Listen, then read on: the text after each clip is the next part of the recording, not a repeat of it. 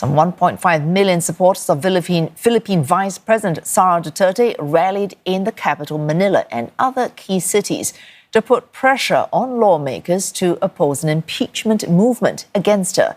They belong to an influential religious sect. It's called the Iglesia ni Cristo, that backed the Marcos-Duterte political tandem when they ran together under the theme of unity in the 2022 elections.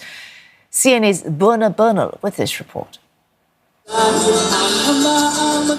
A show of force from the Philippines' third largest religious sect called the Iglesia ni Cristo, also known by its abbreviation INC.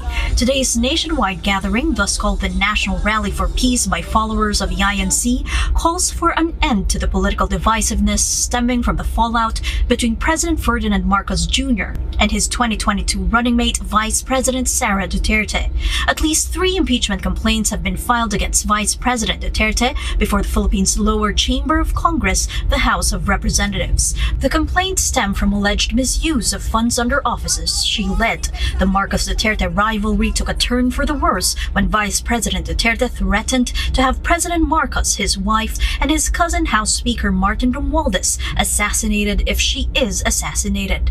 Ahead of the filing of these complaints, the Marcos-Duterte rivalry saw signs of waning when President Marcos urged not to pursue impeachment against Vice President Duterte.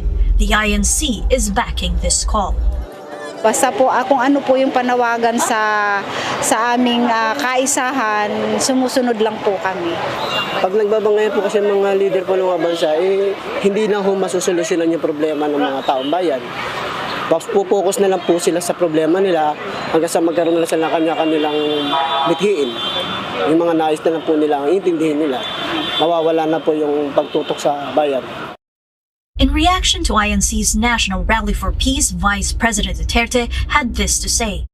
Sa gitna ng tumataas na presyo ng bilihin, kahirapan, at iba pang suliranin, ang isang mapayapa at nagkakaisang Pilipinas ay hindi kailanman matitinag at paulit-ulit na aahon sa gitna ng hamon ng panahon.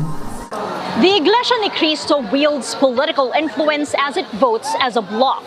Political candidates woo the religious sect's leaders each campaign season, from localities to the national level. And as both the Dutertes and the Marcoses are still largely seen as part of the Philippine political establishment, this coming May's midterm elections, which will vote into power half of the 24-seat Philippine Senate, is largely seen as a proxy vote reflecting public loyalty on the Dutertes, the Marcoses, or their oppositionists. Buena Bernal, CNA, Manila.